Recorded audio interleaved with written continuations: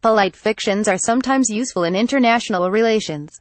For example, we pretend that Taiwan isn't an independent country for fear of triggering a war with China, which claims Taiwan is no more than a breakaway province. But on the whole, it's better to deal in fact rather than fantasy. And the fact is that Jerusalem has been the capital of Israel since 1949. At first, the Jewish state only controlled West Jerusalem. But in the 1967 Six-Day War, it gained control of East Jerusalem, too.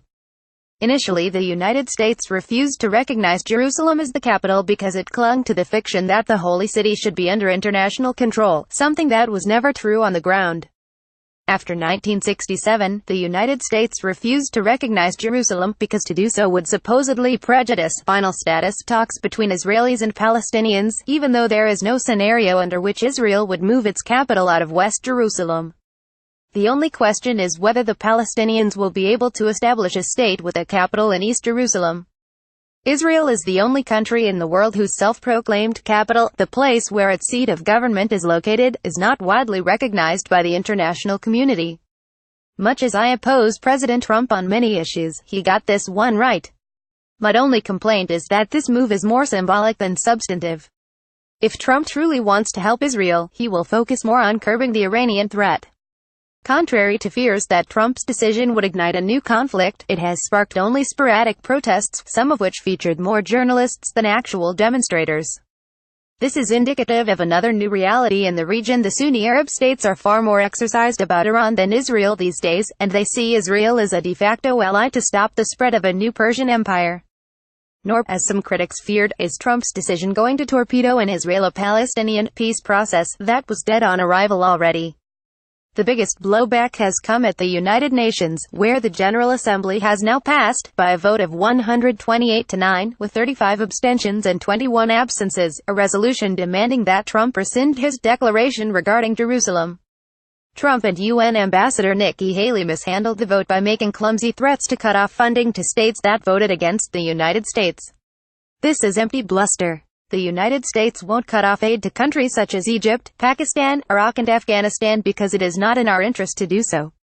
And because everyone knows the threats are empty, they backfired. Canada apparently decided to abstain rather than vote no because it didn't want to be seen as an American puppet, while other countries cited the Trump threats as an extra incentive to vote yes.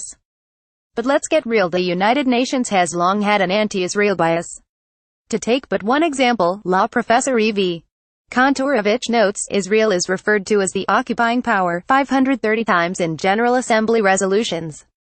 Yet in 7 major instances of past or present prolonged military occupation, Indonesia and East Timor, Turkey and Northern Cyprus, Russia and areas of Georgia, Morocco and Western Sahara, Vietnam and Cambodia, Armenia in areas of Azerbaijan, and Russia in Ukraine's Crimea, the number is 0. The United States has often stood alone, or nearly alone, at the United Nations in supporting Israel.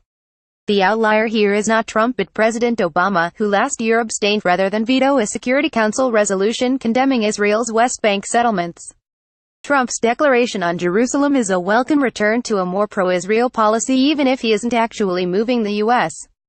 embassy to Jerusalem anytime soon. The United States already has a large consulate building in Jerusalem. If Trump had so desired, Ambassador David Friedman could have relocated his office there already.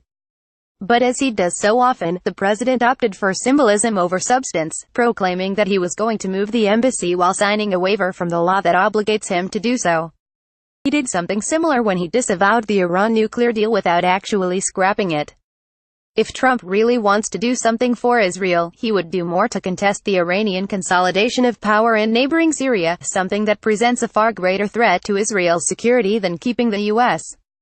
embassy in Tel Aviv. There are credible reports that Iran is building a military base in Syria, where Iran is well on its way to becoming the dominant force.